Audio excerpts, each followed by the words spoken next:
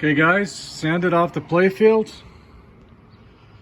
And it actually came out pretty good. What we're gonna do now is we're gonna identify spots that are rough that need to be filled. And when we apply the coat of clear, it'll make this thing nice and smooth, because when we put the overlay on, I promise you, any imperfections will just pop up through it. So I'll give you an example. So right here, see this divot? That gets corrected. Divot here, that'll get corrected. So anywhere we see any specks that will change how well the final product looks, like here, absolutely right here, that'll have to get corrected because that will protrude through.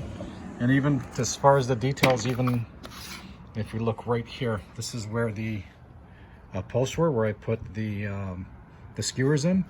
A spot there, they've been sanded down. Overall, it's in, I'm gonna say, really good shape, believe it or not. As far as the sanding goes, you can see some planking here.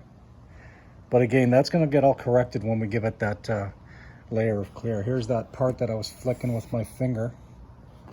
That was loose. It's smoothed down pretty good. So we're just gonna use some of this Japanese-made Tamiya putty.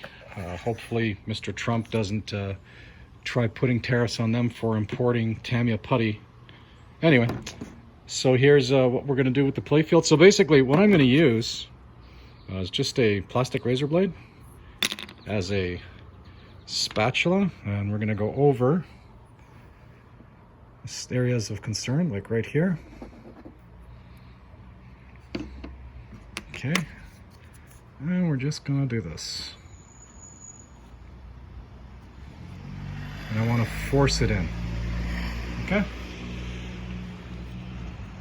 Here's another spot. Sorry guys, kind of hard with the iPhone here. Ah, there we go. There's another spot.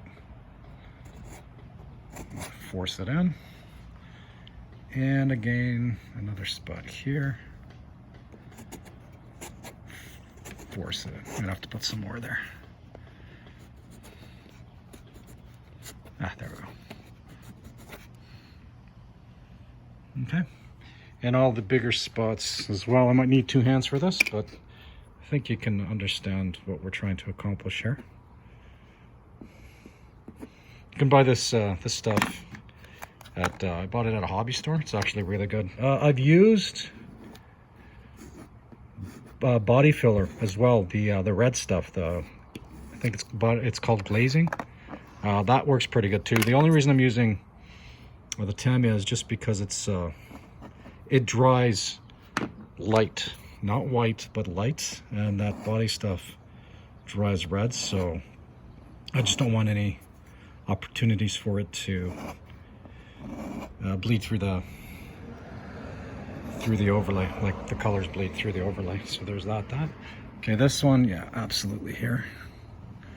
Might have to get a bit sloppy here just to make sure. I'm actually going to use my finger. Just want to make sure that's covered. Okay, that's good.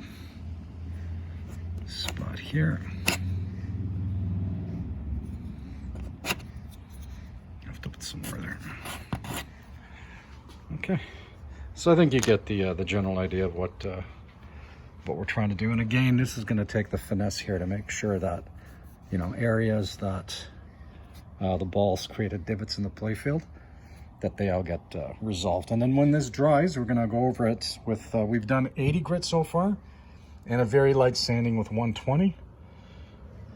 And we'll probably hammer it with, I don't know, like a 250, something like that, just to give it a smoothing. But then what's really gonna smooth it, again, is when we put, see over here is a good area to look at. See how the wood has worn away from the insert. So once we hit it with the clear and then sand it down, we'll get it nice and smooth, ready for the overlay. So hope this helps you guys in your endeavors. And if you want to drop me a line, it's rushfan@live.ca. That's my email address, or you can comment through, I guess, through the channel.